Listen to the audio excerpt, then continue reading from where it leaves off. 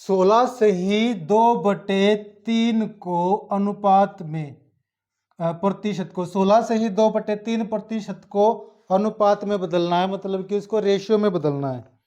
ठीक है, पहले तो इसको सोल्व कर लेते हैं। ये हमारे पास आएगा 16 तिये 48 और 2 50, 50/3 प्रतिशत का मतलब होता है 1/100। ठीक है, इसको सोल्व कर लेंगे, यहाँ आएगा 2, हमें मिल जाता है 1/6। आंसर आ जाएगा 1:6।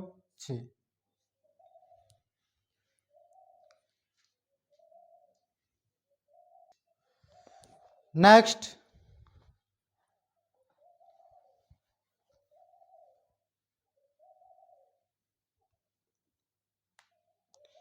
एक फ्रैक्शन है 3/5, इसको प्रतिशत में बदलना है। 3/5 को प्रतिशत में बदलना है। प्रतिशत का मतलब हमें पता होता है कि नीचे 100 होना चाहिए, तो ऊपर वाली संख्या को हम प्रतिशत में लिख सकते हैं। तो नीचे 100 बनाने के लिए हम इसको 20 से गुणा कर देंगे, नीचे गुणा किया तो ऊपर भी गुणा कर देंगे, हमारे पास आ जाता है ये 60/100, 60% आ जाता है। ठीक है, इसको एक और तरीके से कर सकते हैं, 3/5 है, प्रतिशत में बदलना है, गुणा में 100 कर दिया। ठीक है, जो हम करते आए हैं, बचपन से करते आए हैं वो तरीका। ठीक है, यहाँ बटे में 100 होता है, उसको नहीं लिखते क्योंकि वो बाद में प्रतिशत बन जाता है। ठीक है, इसको सोल्व कर लेंगे, यहाँ पर हमें मिल जाता है 20 और ये हो गया 60, इसको हम डायरेक्ट 60% लिख सकते हैं। ठीक है, ये आ गया 60%। या फिर एक और बात, अगर 5 का मतलब 100 है, 100 कब हुआ, जब इसको 20 से गुणा किया, तो 3 का मतलब क्या हो जाएगा 60। ठीक है, ये वाला 60%। जब भी किसी संख्या को, किसी भी फ्रैक्शन को अगर हम प्रतिशत में बदल रहे हैं तो उसके बटे की लाइन में नीचे जो ये बटे में होता है, यहां हमें 100 बनाना होता है। ठीक है, कैसे भी करके 100 बना देते हैं तो ऊपर वाली संख्या प्रतिशत में आ जाती है।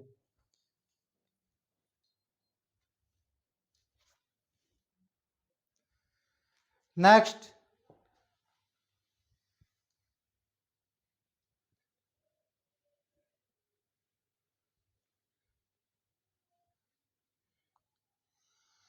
हमारे पास संख्या है 0.004, इसको प्रतिशत में बदलना है। ठीक है, दशमलव भिन्न को प्रतिशत में बदलिए, इसको प्रतिशत में बदलना है। ठीक है, अभी मैंने जो इससे पहले वाला सवाल कराया है उसमें यह बताया था कि नीचे बटे बटे में हमारे पास 100 होना चाहिए। ठीक है, चलो इसको करके देख लेते हैं। इसको मैं ये लिख सकता हूं, दो तरीके से कर लेंगे इसको, एक यहाँ पर और एक इस साइड कर लेंगे यहाँ पर।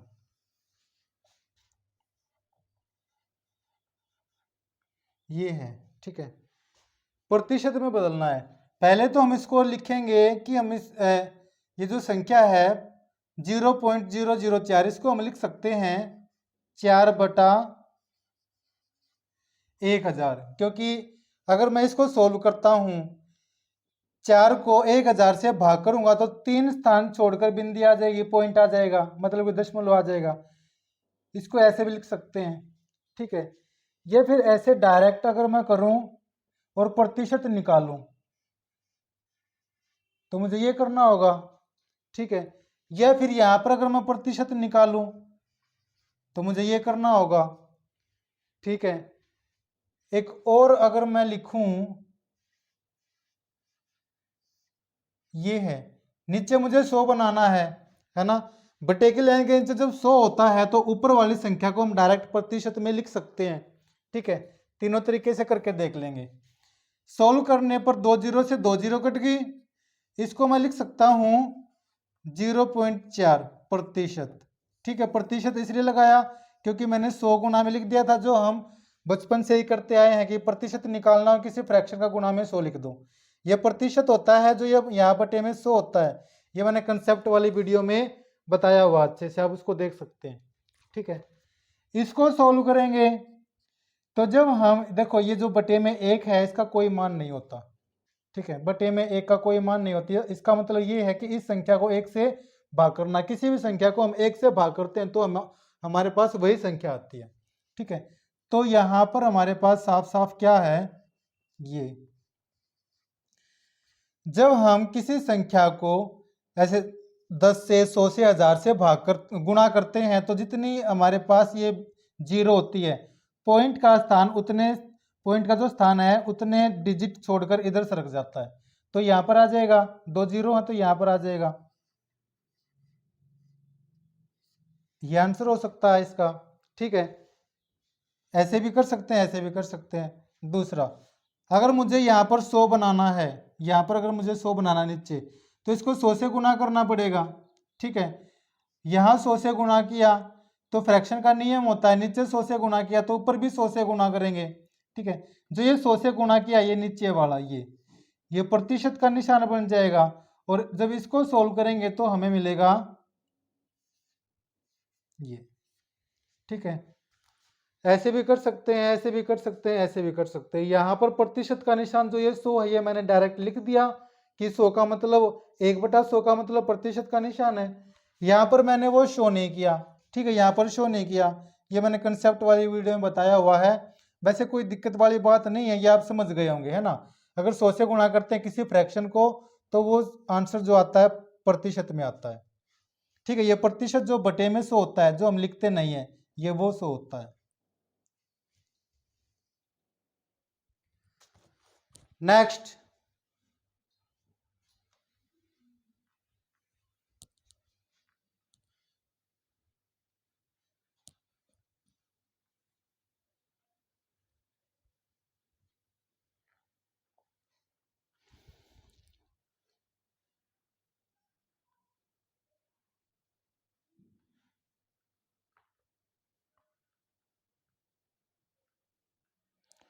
किसी संख्या का 4/5 भाग उसके 65% से 60 अधिक है, संख्या ज्ञात कीजिए। अगर हम इसको ऐसे करें कि माना वो संख्या x है, फिर उसका 4/5 भाग निकाले, दूसरी तरफ उसका 65% लिखे, उसमें 60 जोड़े, तो तरीका हमारे पास लंबा हो जाएगा। ठीक है, किसी संख्या का 4/5, किसी भी संख्या का 4/5 अगर हम देखें तो वो हो जाता है 80%। ठीक है, किसी भी संख्या का 4/5, ये जो है किसी भी संख्या का 4/5 उस संख्या का 80% होता है। वो कैसे? अगर मैं इसका प्रतिशत बनाऊं तो आ जाएगा मेरे पास 20, 80% आ जाता है। ठीक है, तो कहने का मतलब ये हुआ, किसी संख्या का 4/5 बोल लो या ये बोल लो उस संख्या का 80%। ठीक है, अब किसी संख्या का 4/5 कह सकते हो उस संख्या के 80% के बराबर है, तो इसको मैं ऐसे भी पढ़ सकता हूं, किसी संख्या का 80% उसके 65% से 60 अधिक है।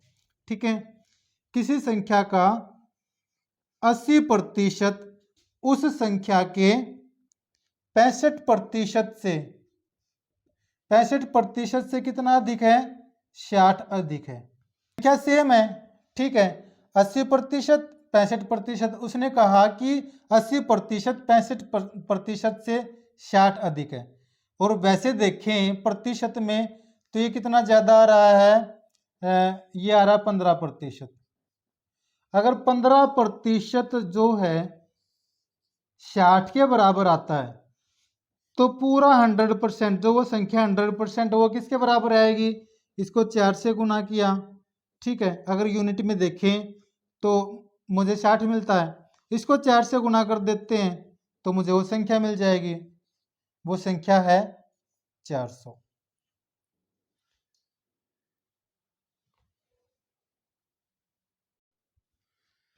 अगर ये क्लियर ना हो रहा हो तो मैं फिर से बता देता हूं। देखो, मान लेते हैं वो संख्या है 1 का 4/5। ठीक है, 1 का 4/5 ये बोल दिया। अब मैं कहूं कि इस 1 का ये 4/5 कितना प्रतिशत है? इस 1 का ये 4/5 कितना प्रतिशत है? ठीक है, ये 1 का 4/5 कितना प्रतिशत है? इस 1 का मान लेते हैं ये x प्रतिशत है 4/5। ठीक है, x की वैल्यू निकाल लेंगे, कितना प्रतिशत पूछा है ना। ये 1 4/5 1 का कितना प्रतिशत है, x की वैल्यू निकाल लेंगे।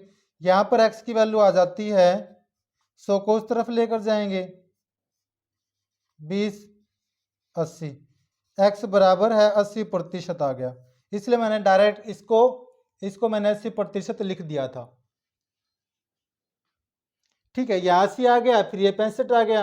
अब ये 15 ज्यादा है और वैसे देखा जाए तो 60, ऐसे करके 4 से गुना करके 60 मिलता है, तो 100 को 4 से गुना करके 400 मिल जाता है। ये वो संख्या है।